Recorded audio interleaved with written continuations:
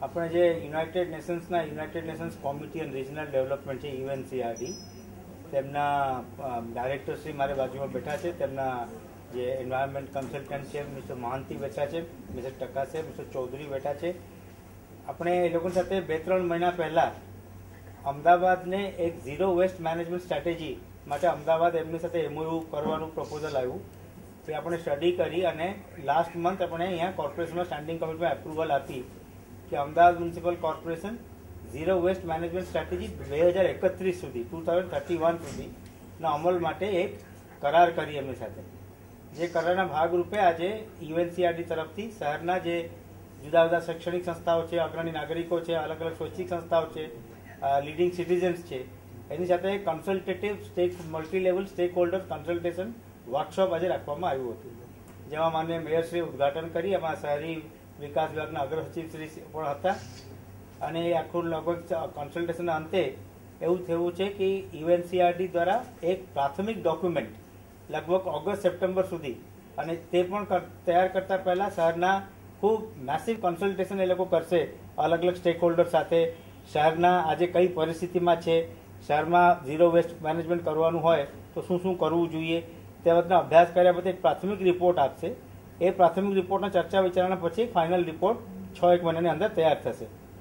હવે zero waste management બાબતમાં વાત કરીએ તો ભારતમાં ગુજરાત કદાચ પહેલો શહેર છે જે ઝીરો વેસ્ટ મેનેજમેન્ટ સ્ટ્રેટેજી માટે એક કરાર કરીને એનું ડિક્લેરેશન આપ્યું છે કે આ આપણે કરવું છે. ખૂબ સિમ્પલમાં ઝીરો વેસ્ટ મેનેજમેન્ટની વ્યાખ્યા આપીએ તો ઝીરો વેસ્ટનું અર્થ આ નથી કે વેસ્ટ જનરેશન ઝીરો થઈ જશે, એ શક્ય નથી. કારણ કે અમદાવાદ શહેરની જે પણ વિકાસ થઈ રહ્યો છે, વસ્તીમાં વધારો થઈ રહ્યો છે, એમાં વેસ્ટ જનરેશન વધતું જવાનું. પણ Ahmedabad municipal corporation waste management ક્ષેત્રમાં ગમે તેટલું સારું કામ કરે, એમાં એક સમય આવશે જેમાં આ પ્રચલિત પદ્ધતિથી, કન્વેન્શનલ પદ્ધતિથી વેસ્ટ મેનેજમેન્ટ કરવું શક્ય ના બને. એટલા માટે આજે વિશ્વમાં અન્ય વિકસિત શહેરો છે, ટોકિયો, જાપાનમાં ટોકિયો છે, બીજા શહેરો છે, સિયોલ છે, ઓસ્ટ્રેલિયાના ઘણા બધા શહેરો છે, US અને યુરોપના ઘણા બધા શહેરો છે, જે ઝીરો વેસ્ટ મેનેજમેન્ટ તરફ જઈ રહ્યા છે. ઝીરો વેસ્ટ મેનેજમેન્ટનો અર્થ એ થશે કે આપણે જે નેચરલ રિસોર્सेस છે એના પ્રોડક્શન પ્રોસેસમાં અને રોજબરોજના જિંદગીમાં એવી રીતે મહત્તમ ઉપયોગ કરવો જોઈએ જેથી વેસ્ટ જનરેશન ઓછું થાય, આઉટપુટ સેમ થાય પણ વેસ્ટ જનરેશન ઓછું થાય. અને સાથે સાથે જે કંઈ આપણે વેસ્ટ જનરેટ કરીએ છીએ એ વિકસતી શહેરમાં લગભગ 600 ગ્રામ, આજે અમદાવાદમાં પર ડે પર હેડ એક માણસ 600 ગ્રામ વેસ્ટ રોજ જનરેટ કરે છે.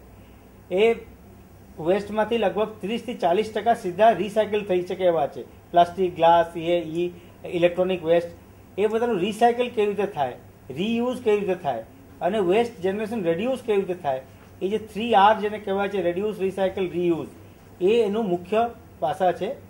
આ વખત જ્યાં આ એક લાંબા ગાળાનું કમિટમેન્ટ છે, એમાં કોર્પોરેશન ઉપરાંત ગુજરાત સરકારનું, ભારત સરકારનું પણ ઘણા પોલિસી લેવલ ઇનિશિયેટિવ્સ આવશે. અને અમદાવાદ આજે પહેલ કરી છે, રાજ્ય સરકાર વતી અહીંયા આજે એના અગ્રસચિવ ઉપસ્થિત હતા. UNCRD ઇન્વોલ્વ હોવાના કારણે શું છે કે UNCRD બિંગ એ વર્લ્ડ બોડી, એમાંથી ઘણા બધા ઇનપુટ્સ કરવામાં ભારત સરકારમાં, ગુજરાત સરકારમાં પણ મદદરૂપ થશે. અને આ એક બહુ શુભ શરૂઆત છે અને એક 2031 સુધી છે, કારણ કે એમાં ઘણા બધા જે પાસાઓ છે જે અલગ અલગ પોલિસી ઇનિશિયેટિવ્સ ઉપર છે, લોકોને આદતો બદલવા ઉપર છે, લોકોને અમુક ફરજ પાડવું પડે, સરકારે અમુક ઇનિશિયેટિવ લેવું પડે, સ્થાનિક સ્વરાજની સરકારને અમુક ઇનિશિયેટિવ લેવું પડે. એટલે આવા ત્રિસ્તરીય ઇન્વોલ્વમેન્ટ એમાં જોઈએ. ત્રિસ્તરીય તો નહીં કહું, ચતુસ્તરીય ઇન્વોલ્વમેન્ટ જોઈએ, કારણ કે સિટીઝન્સ સૌથી સેન્ટરમાં રહે છે. સિટીઝન્સ, AMC, રાજ્ય સરકાર અને કેન્દ્ર સરકાર, આ ટાઈપના ઇન્વોલ્વમેન્ટમાંથી આ ઝીરો વેસ્ટ મેનેજ આવી જ્યાં જ્યાં સફળ રીતે એનું અમલ થયા છે, ટોકિયોમાં, સિયોલમાં, ઓસ્ટ્રેલિયામાં, એ બધામાં આવા ચતુસ્તરીય ઇન્વોલ્વમેન્ટથી આ શક્ય બન્યું છે. આપણે પણ એક વિઝન રાખીએ, એક ડ્રીમ રાખીએ તો આપણે પણ એ તરફ આગળ જઈએ. આ આખું આ પ્રયાસની મુખ્ય ભૂમિકા છે. સર, એક અન્ય પ્રશ્ન કે આપણે પિરાણા ડમ્પિંગ સાઇટની વાત કરીએ તો ત્યાં સ્થાનિકોની ફરિયાદો આવી રહી છે કે ત્યાં ગેસ ખૂબ જ મોટા પ્રમાણમાં ઉત્પન્ન થઈ રહ્યો છે અને કચરો સળગાવવો ન જોઈએ તેવી સૂચના છે, તેમ છતાં ત્યાં સળગાવે છે, ત્યાં સ્થાનિકો હેરાન થઈ રહ્યા છે. એના માટે આપણે એ પ્રશ્ન માટે અમે ખૂબ સજાગ છીએ. આપણે કચરો ખરેખર સળગાવતા નથી. આપ જાણો છો કે કચરો જ્યાં ડમ્પ થાય વર્ષોથી ત્યાં મિથેન હોય અને મિથેનનું ઓટોમેટિક ફ્લેર અપ પણ થાય.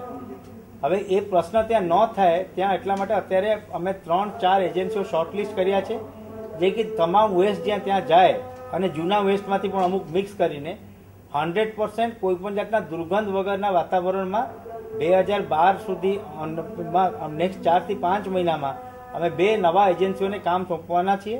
એના અત્યારે ઇવેલ્યુએશન ચાલે છે અને તે પછી અમદાવાદમાં 2014 સુધી 100% વેસ્ટનું સાયન્ટિફિક ટ્રીટમેન્ટ કોઈ પણ જાતના દુર્ગંધ વગર, કોઈ પણ જાતના આડઅસર વગર અને પોલ્યુશન કંટ્રોલ બોર્ડના નિયમોની અધીન રહીને વેસ્ટ ટ્રીટમેન્ટ થઈ શકે તેવા પ્રકારના આયોજન અમે અમલવારી અત્યારે કરી રહ્યા છીએ. સર કયા ધોરણે થશે? પીપીપી મોડેલમાં અને પીપીપી મોડેલમાં થશે. અને કેટલા ટાઈમ સુધીમાં વર્ક અમે લગભગ જે 3 આપણે એજન્સીઓને શોર્ટલિસ્ટ કર્યા છે એનું અત્યારે કોમર્શિયલ ઇવેલ્યુએશન થશે. અમારી ગણતરી છે કે જુલાઈ સુધી, મેક્સિમમ જુલાઈ ઓગસ્ટ સુધી આપણે વર્ક ઓર્ડર આપી શકીશું.